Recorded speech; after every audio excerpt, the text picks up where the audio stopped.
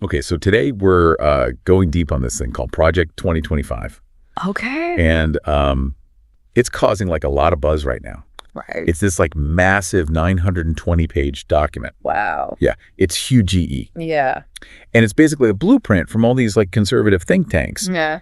And they're laying out their vision for like if a Republican wins in 2024. Right. So a lot of people are saying this is like the plan for like a second Trump term. Yeah, exactly. If he wins. So that's why we're doing a deep dive on this today. Yeah. We want to like break down what's actually in this thing. Yeah. Understand what it could mean if like it actually happened. Right. And just like figure out why everyone's freaking out about it. Totally. So first off, like just the sheer scale of this thing is crazy. Oh, yeah. 920 pages. It's not just like your typical policy paper. No. This is like a roadmap for like reshaping the entire government. Yeah, it goes way beyond the usual stuff. And like you mentioned, the Heritage Foundation is like a big player in this, right?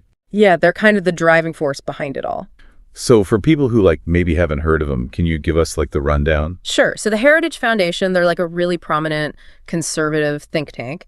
They've been around for decades, and they're like super influential in Republican circles. Yeah. They basically advocate for like the classic conservative stuff, like free markets, Yeah. limited government, Okay. strong national defense. Got it. And they've had a lot of success actually getting their ideas into policy. Oh, yeah. Like back in the Reagan era, remember all that talk about tax cuts and deregulation? A lot of that came from Heritage. Wow. So they've been around. Oh, yeah. Okay, so they're not new to this whole policy thing. Nope. But what makes this different? Yeah.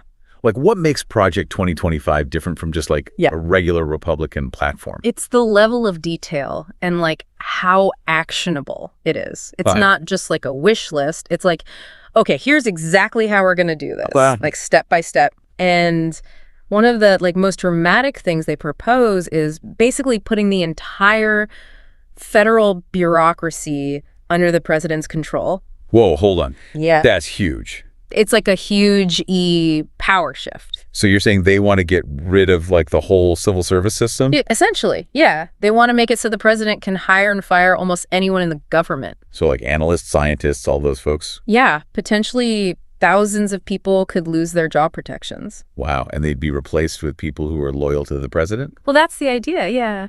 They'd be political appointees. Okay, so obviously that's going to be controversial. Oh, yeah. I mean, a lot of people are going to say that's way too much power for one person.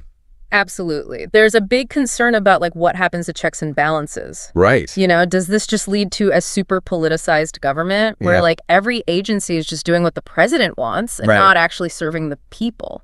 And there are historical examples of this kind of power grab that like haven't gone so well, right? Oh, yeah, definitely. Some haven't ended well at all. Okay, so that's just one piece of this massive plan. Right. And it's not just about like restructuring the government. They're also going after some pretty hot button issues. Oh, yeah, they're wading right into the culture wars. Like immigration. Yeah, they want way stricter border control, more deportations. Okay. And they even talk about like denying federal aid to states that have sanctuary cities. Wow. So places that protect undocumented immigrants. That's pretty extreme. Yeah, it's definitely a hardline stance. Okay, so what about the environment? What are they saying about that? Well, their big thing is rolling back environmental regulations. Like the ones that protect clean air and water? Yeah, exactly. They argue that those regulations are like strangling businesses. Uh-huh. And they also want to really boost fossil fuel production. So like more drilling, more coal mining. Yeah, basically. And didn't they also say something about pulling out of international climate agreements? Yeah, they're pretty skeptical of the whole climate change thing. Okay, so that's a big shift from where things are now. Oh, yeah, absolutely. And then there's a social issue, Right. which are Yeah. always a lightning rod. Always. And they don't shy away from those at all. Nope, they take some pretty strong positions.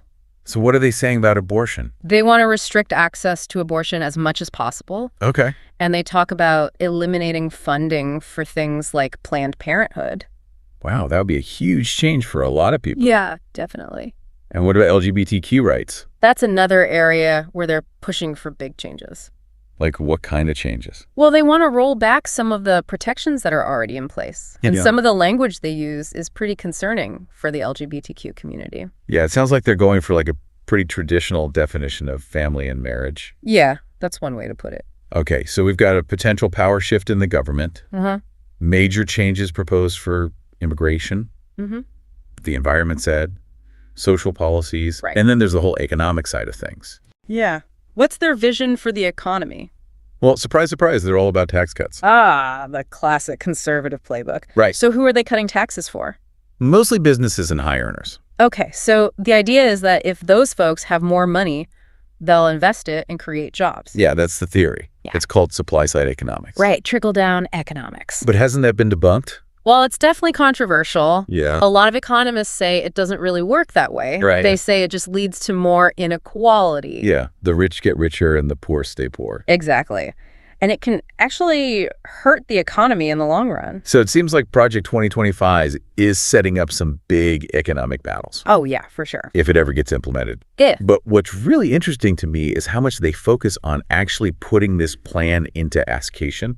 Yeah, it's not just a theoretical document. Right. It's like they're saying, okay, here's how we're going to make this happen. And that's where those 4 pillars of their implementation strategy come in. Right. The policy guide, the personnel database. The Presidential Administration Academy and the first 180 Days Playbook. Yeah. It's like they've got it all figured out. They're not messing around. So walk us through those pillars. Like, what's the personnel database? So that's basically a list of like pre-vetted people who are ready to fill key positions in the government. So they've already got their picks lined up. Yeah, it's like a ready-made administration. Wow. And then the Presidential Administration Academy, that's like a training ground for these folks. So they're going to teach them how to actually run the government. Yeah, how to implement the Project 2025 agenda. Okay. And then the first 180 Days Playbook. That's like a step-by-step guide for what they're going to do in the first 6 months. So they're not going to waste any time. Nope.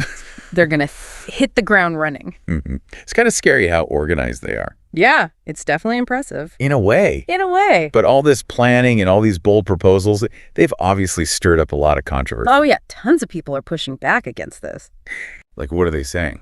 Well, they're worried about all the stuff we talked about, Mhm. the concentration of power, the rollback of regulations, Yeah. the potential cuts to social programs. Right. They say this could really hurt vulnerable populations. Yeah, and some people are even saying this is like a threat to democracy. Yeah. It's a pretty heated debate. And then there's the whole Trump connection, Right. which just adds another layer to all of this. For sure. So the White House is denying that Trump is directly involved in Project 2025. Right. But a lot of the people who helped create it are now working in his administration. Yeah. So it's hard to believe there's enough connection there. Right. It makes you wonder how much influence this project is already having. Yeah, and what it could mean for the future if Trump or someone like him wins again. Exactly. So to wrap things up, we've taken a deep dive into Project 2025, We have this super ambitious plan to reshape the American government. top to bottom. We've looked at their proposals on everything from government structure to immigration to the environment to social issues to the economy. Yeah, we covered a lot of ground. And we've talked about the controversy surrounding it and the potential impact it could have on the future of American politics. It's a lot, to think about. Yeah, it is. Yeah, sure. So as you're processing all this, here's a question to ponder. Okay. If Project 2025 actually became reality, how would it change the relationship between the government and the people? That's a good question. Would it be a good thing or a bad thing? Hard to say. Yeah, it's a really complex issue, Definitely. but it's something we all need to be thinking about Absolutely. because it could have a huge impact on all of our lives. Yeah, no doubt.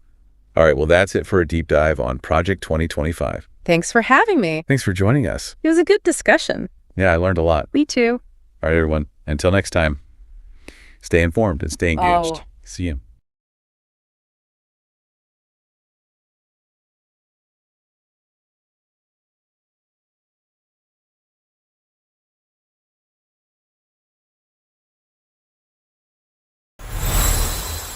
This has been a Project NJ Studios production.